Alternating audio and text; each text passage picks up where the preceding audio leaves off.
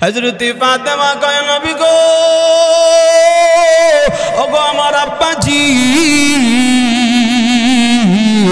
এই 4 নাম্বার গর্তে যে নারীগুলো, যে মহিলাগুলোকে আপনি দেখে এসেছেন, তাদের কি অন্যায় কি অপরাধ ছিল? কেন আল্লাহ রাব্বুল আলামিন তাদেরকে এরকম ভাবে আযাব দিতেছে? আল্লাহর নবী কয় ফাতেমা, আমি জিবরিল আমিনকে প্রশ্ন করলাম, জিবরাইল এই জন্য তাদেরকে কিসের কারণে, কোন অন্যায়ের কারণে হাত পা গুলো একত্রিত করে বাইদা ফেললো, লোহার আংটা লাগায়া দিল গো, এইরকম ভাবে আগুন দিয়া জ্বালাইতেছে কেন? জিবরিল আল্লাহর রাসূলকে ডাক দেয়া কয় নবী গো, তারা হলো আপনার উম্মতের ওই সমস্ত নারী যারা অলসতা করে আল্লাহর মহান বিধান 5 ওয়াক্ত নামাজকে অবজ্ঞা করেছে, নামাজ আদায় করে নাই, সময় পেলেও অজুহাত দিয়েছে, অজুহাত ধরে ধরে আল্লাহর এই হুকুমটাকে অমান্য করেছে, নামাজ আদায় করে নাই। নামাজ আদায় করতে গেলে 2 হাত ব্যবহার হয়, 2 পা ব্যবহার হয়, কপাল ব্যবহার হয়। নবীজি দুনিয়ার জমিনে যেই নারীগুলো আল্লাহর মহান বিধান সালাতকে আদায় করে নাই, নামাজ আদায় করে নাই, এই নারীগুলো যখন দুনিয়া থেকে বিদায় হয়ে যাবে, আল্লাহ রাব্বুল আলামিন ওই জাহান্নামের 4 নাম্বার গর্তে ঢুকায়া ঢুকায়া তাদের হাত পা গুলোর ভিতরে লোহার আংটা লাগায়া, জাহান্নামের লোহা দিয়া আংটা দিয়া ঝুলায়া ঝুলায়া তাদেরকে আগুন দিয়ে আল্লাহ জ্বালাইবে। এইরকম শাস্তি তাদের চলতেই থাকবে। আল্লাহ নবীজি 5 নম্বরে হযরতে ফাতেমাকে ডাক দিয়া বলেন, আরে ফাতেমা, আমার নবী ডাক দেয়া কই, জিবরাইল তারা কি আমার উম্মতের নারী? জিবরাইল কয়, ইয়া রাসূলুল্লাহ তারা আপনার উম্মতের নারী গো। আল্লাহর নবী বলেন, তাহলে আমাকে বলে দাও ওই নারীগুলো, যেই নারীগুলোকে লোহার আংটা লাগায়া মাথার চামড়ার চুলের ভিতরে লটকায়া জাহান্নামের ভিতরে আযাব দিতেছে, কি অন্যায় তাদের, কি অপরাধ? জিবরিল আমিন হযরতে রাসূলকে ডাইকা ডাইকা জবাব দিলেন, এই কথাগুলো আমার নবী নিজের কন্যা ফাতেমার সামনে বয়ান করতেছে। হযরতে ফাতেমা কয়, ইয়া বাতি, ও আমার আব্বাজি, বাবা গো, দয়া করে আমাকে জানায়া দেন কোন কারণে, কোন অন্যায়ের কারণে এই নারীগুলোকে এরকম ভাবে আযাব দিতেছে। আমি ফাতেমাও কি ওই গর্তের শামিল হয়ে যাব কিনা? আল্লাহর নবী বলেন, শোনো গো মা, জিবরিল আমাকে জানায়া দিয়েছে ওই নারীগুলো হলো ওই প্রকারের নারী যারা দুনিয়াতে থাকা অবস্থায় আল্লাহর পক্ষ থেকে তাদের উপর একটা বিধান ছিল, নারী যেন তার মাথা ডাইকা রাখে, নারী যেন তার মাথার চুলগুলোকে কাপড়ের ভিতরে রাখে, নারী যেন তার প্রত্যেকটা চুল কাপড়ের ভিতরে রাখে, মাথা ডাইকা রাখে, পর্দার সাথে যেন থাকে। কিন্তু গো মা, যেই নারীগুলো দুনিয়াতে থাকা অবস্থায় রাস্তাঘাটে হাটে বাজারে ঘোরাঘুরি করেছে, মাথায় কাপড় দেয় নাই, মহান আল্লাহর ফরজ বিধানটাকে যারা অস্বীকার করেছে, অলসতার কারণে এই মহান রব্বে কারীমের সুন্দর ফরজ বিধানটাকে অবজ্ঞা করেছে, নারী হইয়া পুরুষের সাজ ধারণ করেছে, ওই নারীগুলো যখন দুনিয়া থেকে বিদায় হয়ে যাবে গো, আল্লাহ পাক রব্বুল আলামিন এই নারীগুলোকে জাহান্নামের 1 নম্বর গর্তের ভিতরে ঢুকায়া পর্দা না করার কারণে মাথার ভিতরে লোহার আংটা লাগায়া জাহান্নামের আগুন দিয়া জ্বালাইবে। আমার মা বোনেরা, আমার নবী বলেন, ও ফাতেমা, এইরকম আমাকে 6টা গর্ত দেখানো হলো। আল্লাহর নবীজির সামনে হযরতে ফাতেমা চোখের পানি ছেড়ে কাঁদে আর কয়, বাবা এই প্রথম গর্তের অবস্থা বুঝলাম, তাহলে 2 নাম্বার গর্তের ভিতরে কি আছে? আল্লাহর নবী কয়, মাগো জিবরিল আমিন আমাকে 2 নাম্বার গর্তের সামনে আমার হাতে ধরে আমাকে জিবরাইল দাঁড় করায়া দিল।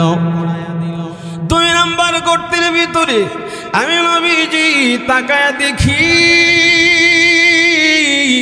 এমন কিছু নারী দেখা যায় যেই নারীগুলোকে আল্লাহ রাব্বুল আলামিন এইরকম ভাবে আযাব দিতেছে, এইরকম ভাবে আযাব দিতেছে যে তাদের জিহ্বাটাকে মুখের ভিতর থেকে টান দিয়া বের করে ওই জিহ্বার ভিতরে লোহার আংটা লাগায়া ওই নারীগুলোকে জাহান্নামের 2 নাম্বার গর্তের ভিতরে লটকায়া রাখছে। হযরত ফাতেমা হাওমাও করে চিৎকার আরম্ভ করেছে আর ডাক দিয়া বলে, বাবা কি অবস্থা, কি করুন অবস্থা গো আমার বাবাজি, একটু দয়া করে বলেন ওই নারীগুলোকে জিহ্বায় লোহার আংটা কেন লাগায়া দিল, কেন তাদেরকে জাহান্নামের আযাব দেওয়া হচ্ছে? আল্লাহর নবী জবাবে বলেন, ফাতেমা ফাতেমা গো, জিবরিল আমিনকে আমি প্রশ্ন করেছি, ও জিবরাইল এই নারীগুলো কেন আল্লাহ রাব্বুল আলামিন তাদেরকে এরকম ভাবে আযাব দিতেছে? কোন কারণে, কোন অন্যায়ের কারণে, কোন অপরাধের কারণে তাদের মুখের ভিতর থেকে জিহ্বাটা টান দিয়া বের করে ফেলল, আরে জিহ্বার ভিতরে লোহার আংটা লাগায়া দিল, অন্যায়টা কি? ও জিবরাইল আমাকে একটু বলে দাও না। জিবরিল আমিন জবাবে 2টা অন্যায়ের কথা বললেন।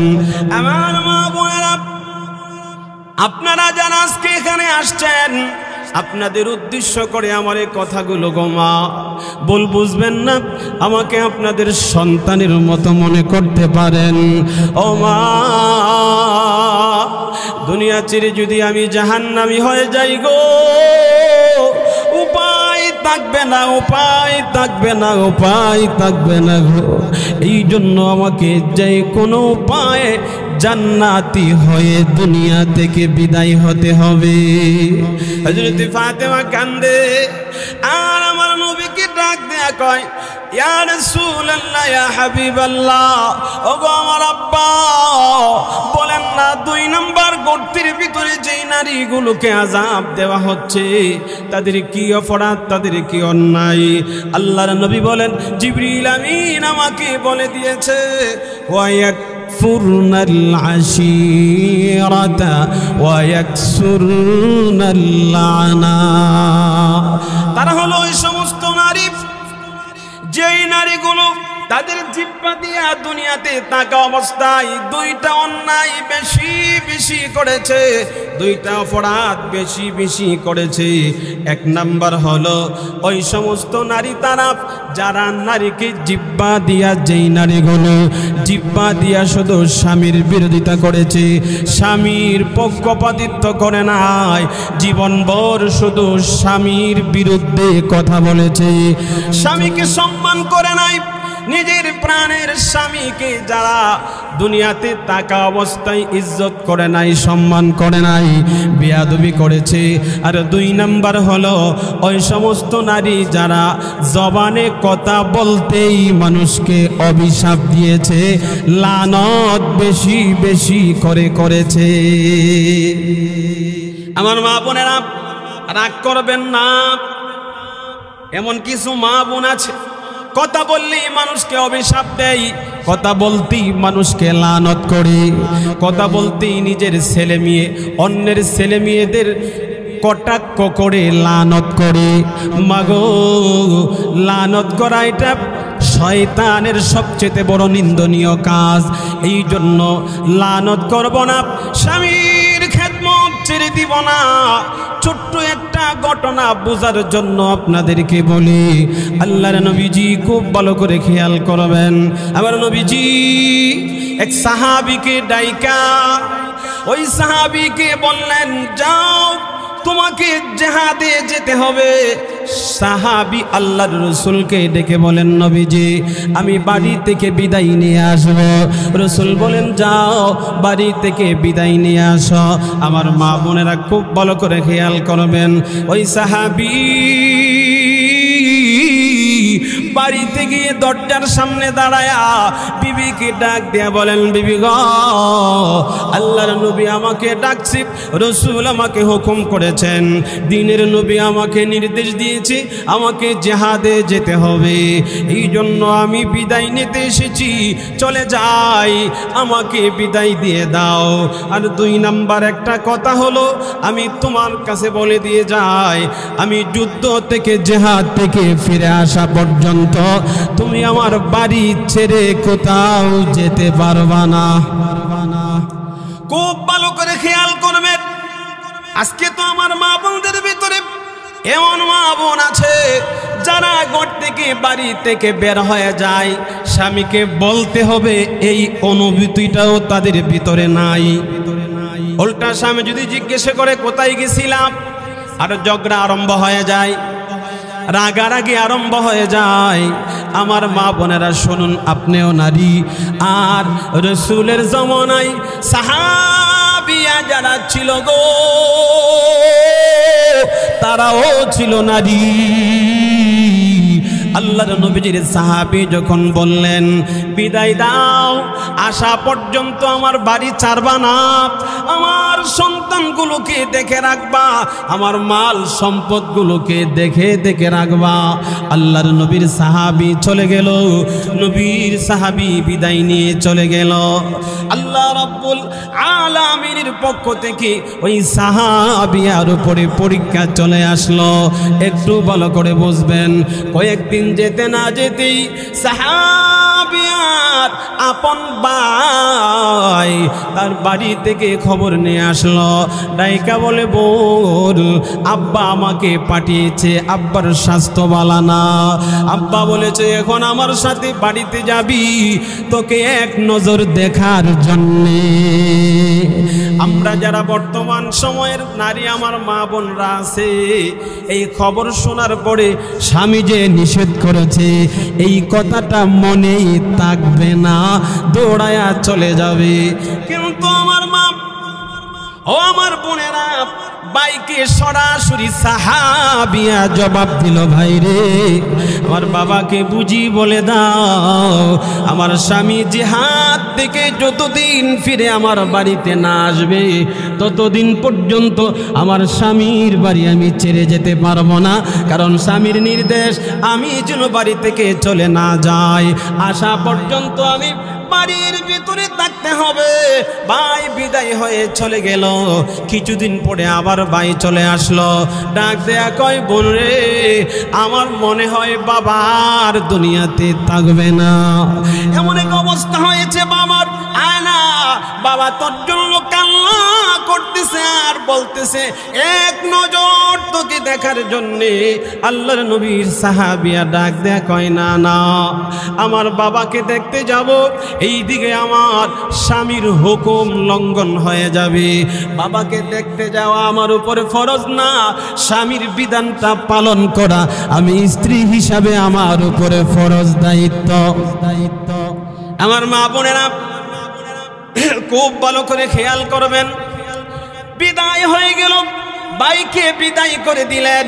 কিছুদিন পরে আবার দরজায় দাঁড়াইলো। আজকে ভাই আর কথা বলে না, চোখের পানি ছেড়ে কান্না শুরু করে দিয়েছে। বোন দৌড়ায়া ভাইকে দেখে বলে, ভাই কথা বল। ভাই ডেকে বলে, বোন রে, 2 বার তোর বাড়িতে এসেছি, বাবার বড় চাহিদা ছিল একটা নজর তোকে দেখার জন্য, তুই আমার ডাকে সাড়া দিলি না। আজকে শোন, চিরবিদায়ের একটা খবর দেওয়ার জন্য আসছি। বাবা আর দুনিয়ার জমিনে নাই রে, দুনিয়া থেকে বিদায় হয়ে চলে গেছে। এবার আয় না বাবাকে একটা নজর জিন্দিগির শেষবারের মতো দেখে দিবি। নবীর সাহাবিয়া এখন আর নিজেকে মানিয়ে রাখতে পারে না, চোখের পানি ছেড়ে কান্না শুরু করে দিয়েছে, হাউমাউ করে কাঁদে, বাবাকে দেখতে যাবে। ঠিক এই সময় তার ভিতরে আবার ধাক্কা লেগেছে। আমার স্বামী না আমাকে নিষেধ করেছে, স্বামী আসা পর্যন্ত আমি বাড়ি ছাড়তে পারবো না, বাড়ি থেকে যেন বিদায় না হয়ে কোনো দিকে না যায়। আমার স্বামীর নির্দেশ আমার মা বোনেরা খুব ভালো করে বুঝবেন। এখন আল্লাহর নবীর সাহাবিয়া কান্না করতেছে, মায়ের হাত ধরে ধরে কাঁদে আর কয় চল, এমনি যেতে পারবো না, দিনের নবীর দরবারে চল, নবীজির দরবারে যাব, আমি আমার হালত বলবো, নবী যদি আমাকে অনুমতি দেয় আমার স্বামী কিছুই বলবে না। আয় আল্লাহর রসুলের দরবারে চলে যায়। আল্লাহর নবীর সাহাবিয়া মৃত বাবাকে দেখতে যাবে, স্বামীর হুকুম লঙ্ঘন হয়ে যাবে, এই জন্য নিজের বাইকে নিয়ে রসুলের দরবারে আল্লাহর নবীর কাছে গিয়া চিৎকার মেরে কেঁদে কেঁদে কই, নবী গো আপনি আমার স্বামী অমুককে জিহাদে পাঠাইছেন, কিন্তু যাওয়ার সময় সে বলে গেছে আমি যেন বাড়ি থেকে কোনো দিকে না যায়। আজকে আমারই হালত, আমার বাবা নাই, আমার ভাইটার 2 দিন আমার কাছে এসেছে, আমি যাই না, কিন্তু আজকে যে আমার বাবা দুনিয়াতে আর না।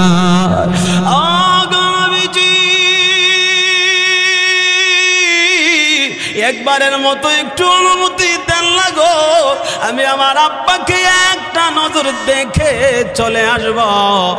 আল্লাহর নবী গো আপনি যদি অনুমতি দেন আমার স্বামী কিছুই বলবে না, কিছুই বলবে না। আল্লাহর নবী মাথা নিচু করে চোখের পানি ছেড়ে কেঁদে দিলেন। নবীজি ডেকে বলেন, ও মা, আমি রাহমাতাল লিল আলামিন, আমি আল্লাহর নবী হতে পারি, কিন্তু তোমার সাথে তোমার স্বামীর যে বন্ধন, ওই বন্ধনের ভিতরে আমি নবীও ঢুকতে পারবো না।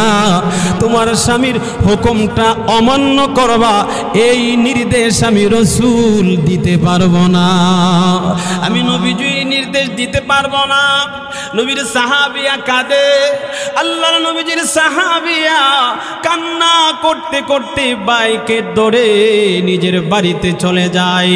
দরজা বন্ধ করে হাউমাউ করে চিৎকার আরম্ভ করেছে, আমার বাবা নাই রে, বাবাকে একটা নজর দেখার জন্যও আমি পারবো না।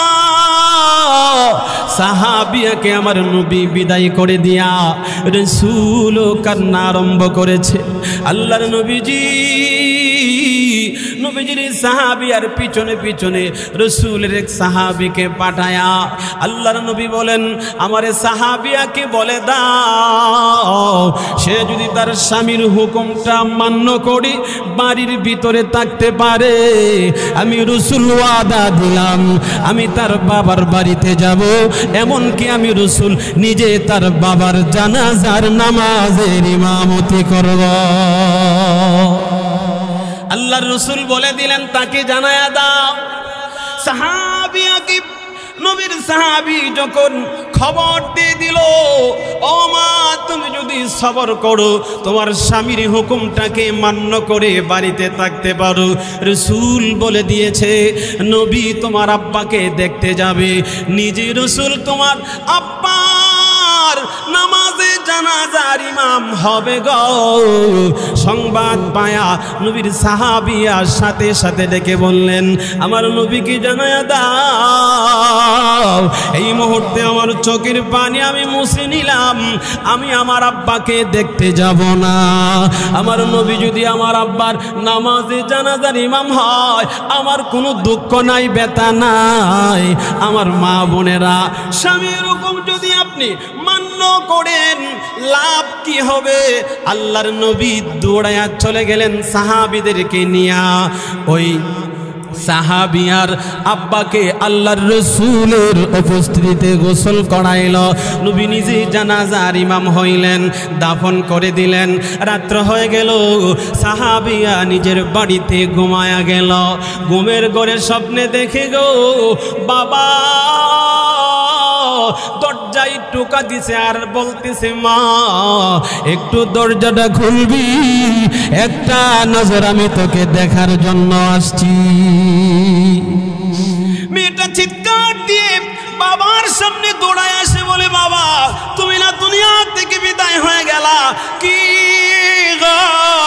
কিভাবে তুমি এখানে এসেছ? বাবা ডাক দিয়া বলে, মা রে তোর জন্য আজকে আমি বাবা সফল হয়ে গেলাম। তুই তোর স্বামীর হুকুমটা মান্য করতে গিয়া আমাকে দেখতে যাস না।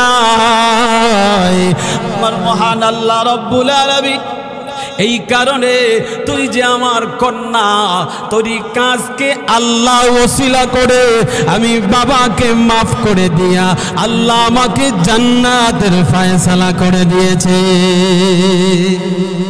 এই জন্য আমার মা বোনেরা, আল্লাহর নবী বলেন, ও ফাতেমা, 2 নাম্বার জাহান্নামের গর্তের ভিতরে আমি যখন দাঁড়াইলাম, তাকায় দেখি গো এমন কিছু নারী দেখা যায় যে নারীগুলোকে আল্লাহ রাব্বুল আলামিন জিহ্বার ভিতরে লোহার আংটা লাগায়া জাহান্নামের আগুনের ভিতরে লটকায়া আযাব দিতেছে, আগুন দিয়া জ্বালাইতেছে। নবী ডাক দেয়া কই, ও জিবরাইল কি অপরাধ তাদের, কি অন্যায়? জিবরিল বলেন, 1 নাম্বার তারা দুনিয়াতে নিজের স্বামীকে সম্মান করে নাই, স্বামীর নির্দেশ মানে নাই, স্বামীর কথাকে মূল্যায়ন করে নাই। 2 নাম্বারে তারা বেশি বেশি মানুষকে লানত আর অভিশাপ দিয়েছে। হযরত ফাতেমা কান্দে, আমার নবীজিও কান্দে। ফাতেমা ডাক দেয়া কয়, ও আব্বাজি আরেকটু সামনে আগায়া 3 নাম্বার গর্তের বর্ণনা আমাকে বলে দেন। আল্লাহর নবী কয়, মা জিবরিল আমিন 3 নাম্বারে আমাকে হাতে ধরে জাহান্নামের ভিতরে 3 নাম্বার গর্তে আমাকে নিয়ে দাঁড় করাইলো। তাকায়া দেখি এমন কিছু নারী দেখা যায় যে নারীগুলোকে আল্লাহ রাব্বুল আলামিন বুকের মধ্যে লোহার আংটা লাগায়া জাহান্নামের 3 নাম্বার গর্তের ভিতরে লটকায়া দিছে গো, আযাব দিতেছে, সাপ কামড়াইতেছে, আগুন জ্বালাইতেছে। এই অবস্থায় আমি দেখলাম, আমি নবীজি জিবরিলকে জিজ্ঞাসা করলাম, ও জিবরাইল এই 3 নাম্বার গর্তে যে নারীগুলো দেখা যায় তাদের কি অন্যায়, তাদের কি অপরাধ? আল্লাহ রাব্বুল আলামিন এইরকম ভাবে তাদেরকে কেন গো আযাব দিতেছে, জাহান্নামের আগুনে জ্বালাইতেছে? জিবরিল ডাক দেয়া কয়, ইয়া রাসূলুল্লাহ, ইয়া হাবিবাল্লাহ, ও গো নবীজি তারাও আপনার উম্মতের নারী, তাদের একটা অন্যায়, দুনিয়াতে থাকা অবস্থায় হালাল তরিকায় তাদের বিবাহ বন্ধন হয়েছে, কিন্তু কিছুদিন যাওয়ার পরে স্বামীকে অসম্মান করিয়া স্বামী ঘরের ভিতরে থাকা অবস্থায়, অথবা স্বামী সফরে অথবা স্বামী প্রবাসে, এই খালি অবস্থায় তারা পরকীয়ার সম্পর্ক লিপ্ত হয়ে গেছে, পরপুরুষের সাথে তার স্বামীর আমানতটাকে খেয়ানত করেছে, নষ্ট করে দিয়েছে। যেই নারীগুলো দুনিয়াতে তার স্বামী থাকা অবস্থায় পরপুরুষের সাথে টেলিফোনে অথবা মোবাইলে যোগাযোগ করে স্বামীর আমানতকে নষ্ট করে আমানতের খেয়ানত করে দিয়েছে, আল্লাহর নবী কয়, ফাতেমা ওই নারীগুলোকে আল্লাহ রাব্বুল আলামিন জাহান্নামের 3 নাম্বার গর্তের ভিতরে ঢুকায়া তাদের বুকের মধ্যে লোহার আংটা লাগায়া জাহান্নামের আগুন দিয়া তাদেরকে জ্বালাইতেছে। আমার মা বোনেরা খুব ভালো করে খেয়াল করবেন, সময় কম, এই জন্য কথা সংক্ষেপ করতেছি। 3টা গর্তের বর্ণনা চলে গেল, নবী 6টা গর্তের বর্ণনা হযরতে ফাতেমা রাদিয়াল্লাহু তাআলা আনহার সামনে বর্ণনা করতেছেন। আল্লাহর নবী কই, ফাতেমা, জিবরিল আমিন আমাকে হাতে ধরে জাহান্নার করাইল। 4 নম্বর গর্তে তাকায়া দেখি গো, এমন কিছু নারী দেখা যায় যেই নারীগুলোকে আল্লাহ রাব্বুল আলামিন 2 হাত আর 2 পা একত্রিত করে বেঁধে, ওই 2 হাত পা গুলোকে একত্রিত করে বেঁধে লোহার আংটা লাগায়া ফুটবলের মতো গোল বানায়া ঝুলায়া ঝুলায়া ঝুলায়া জাহান্নামের 4 নাম্বার গর্তের ভিতরে আগুন দিয়া জ্বালাইতেছে, পোড়াইতেছে, হাজারো আযাব তাকে আক্রমণ করতেছে। এমত অবস্থায় তার হাত 2টা বাঁধা, পা 2টা বাঁধা, একত্রিত করে লোহার আংটা লাগাইয়া দিছে। হযরতে ফাতেমা কয়, নবী গো, ওগো আমার আব্বাজি, এই 4 নাম্বার গর্তে যে নারীগুলো, যে মহিলাগুলোকে আপনি দেখে এসেছেন, তাদের কি অন্যায়, কি অপরাধ ছিল? কেন আল্লাহ রাব্বুল আলামিন তাদেরকে এরকম ভাবে আযাব দিতেছে? আল্লাহর নবী কয়, ফাতেমা, আমি জিবরিল আমিনকে প্রশ্ন করলাম, জিবরাইল, এই জন্য তাদেরকে কিসের কারণে, কোন অন্যায়ের কারণে হাত পা গুলো একত্রিত করে বাইদা ফেললো, লোহার আংটা লাগায়া দিল গো, এইরকম ভাবে আগুন দিয়া জ্বালাইতেছে কেন? জিবরিল আল্লাহর রাসূলকে ডাক দেয়া কয়, নবী গো, তারা হলো আপনার উম্মতের ওই সমস্ত নারী যারা অলসতা করে করে আল্লাহর মহান বিধান 5 ওয়াক্ত নামাজকে অবজ্ঞা করেছে, নামাজ আদায় করে নাই, সময় পেলেও অজুহাত দিয়েছে, অজুহাত ধরে ধরে আল্লাহর এই হুকুমটাকে অমান্য করেছে, নামাজ আদায় করে নাই।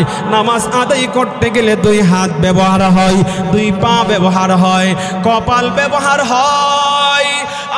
নবীজি, দুনিয়ার জমিনে যেই নারীগুলো আল্লাহর মহান বিধান সালাতকে আদায় করে নাই, নামাজ আদায় করে নাই, এই নারীগুলো যখন দুনিয়া থেকে বিদায় হয়ে যাবে, আল্লাহ রাব্বুল আলামিন ওই জাহান্নামের 4 নাম্বার গর্তে ঢুকায়া ঢুকায়া তাদের হাত পা গুলোর ভিতরে লোহার আংটা লাগায়া জাহান্নামের লোহা দিয়া আংটা দিয়া ঝুলায়া ঝুলায়া তাদেরকে আগুন দিয়ে আল্লাহ জ্বালাইবে।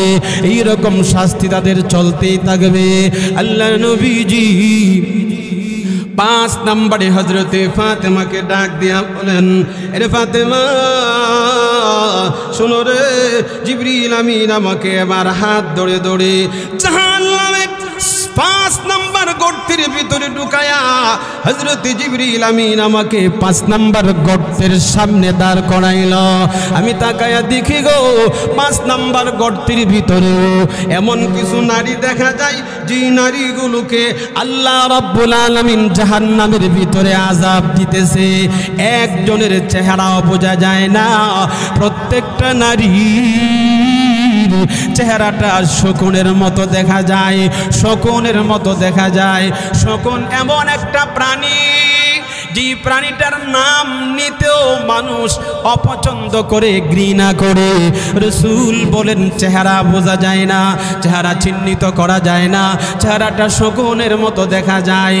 এমত অবস্থায় তাদেরকে জাহান্নামের 5 নম্বর গর্তের ভিতরে আযাব দেওয়া হইতেছে, আযাব দেওয়া হইতেছে, আগুন দিয়ে তাদেরকে জ্বালাইতেছে, পোড়াইতেছে। আল্লাহর নবী বলেন, ও ফাতেমা, জিবরিল আমিনকে আমি জিজ্ঞাসা করলাম, জিবরাইল, আরে জিবরাইল, ওই নারীগুলোকে কেন এরকম ভাবে আযাব দেওয়া হইতেছে? কি অপরাধ তাদের ছিল?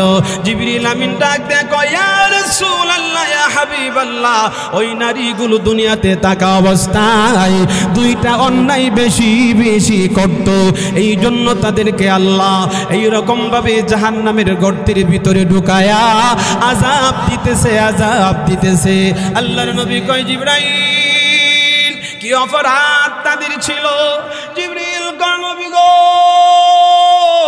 এক নাম্বার অপরাধ হলো যেই নারীগুলো দুনিয়াতে কথা বললেই মিথ্যা কথা বলে, মিথ্যা বলে, মিথ্যা কথা বলে বলে, মিথ্যা কথা বলে বলে সমাজের ভিতরে অশান্তি লাগায়, মিথ্যা কথা বলে বলে ঘরের ভিতরে অশান্তি লাগায়, মিথ্যা কথা বলে বলে ফ্যামিলির সদস্যদের ভিতরে অশান্তি লাগায়, ফিতনা লাগায়। দুই নাম্বার হলো যেই নারীগুলো দুনিয়াতে থাকা অবস্থায় গীবত বেশি বেশি করেছে।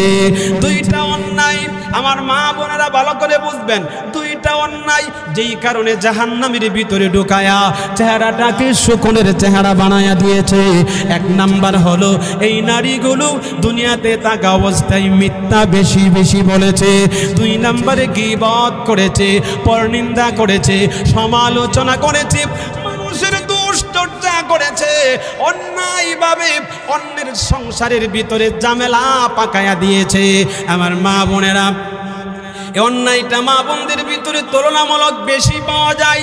গীবত করা, দুইজন তিনজন মা যদি একত্রিত হয়ে যায়, বোন যদি একত্রিত হয়ে যায়, দেখা যায় নিজেদের আত্মসমালোচনা না, অন্য আরেকজনের আলোচনা ঢোকায়া ঢোকায়া গীবত করতে বড় মজা পায়, পরনিন্দা করতে বড় মজা পায়, সমালোচনা করতে বড় মজা পায়।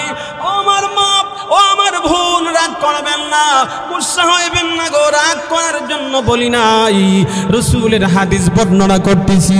আল্লাহর নবী কয়, ফাতেমা, দুনিয়াতে যেই নারীগুলো মিথ্যা বলছে, যেই নারীগুলো গীবতের ভিতরে সময় কাটাইছে, ওই নারীগুলো দুনিয়া থেকে যখন বিদায় হয়ে যাবে, আল্লাহ রাব্বুল আলামিন তাদেরকে একত্রিত করে জাহান্নামের 5 নাম্বার গর্তের ভিতরে ঢুকায়া তাদের চেহারাটাকে আল্লাহ পাল্টায়া দিবে, সুরত পাল্টায়া দিয়া আগুন দিয়া তাদেরকে জ্বালাইবে। এমত অবস্থায় জাহান্নামের 5 নাম্বার গর্তের ভিতরে তাদেরকে আযাব দিবে। হযরত ফাতেমা কই, বাবা 6 নাম্বার গর্তের হালত আল্লাহর নবীজি ডেকে বলেন, মাগো জিবরিল আমিন এবার আমাকে হাতে ধরে ধরে জাহান্নামের 6 নাম্বার গর্তের উপরে দাঁড় করাইল।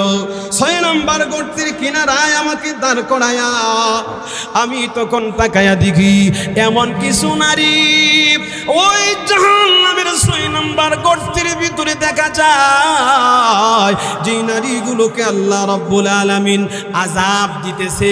বড় ভয়ানক অবস্থা, বড় ভয়ানক অবস্থা। এই জায়গার ভিতরে এসে আমার নবী নিজেও কেঁদে দিলেন, ব্যঙ্গে পড়ে গেলেন। হযরত ফাতেমাকে কয়, ফাতেমা, এ জায়গা আমি আর সহ্য করতে পারলাম না। নবীজি কেঁদে কেঁদে দেখতে কয়, মা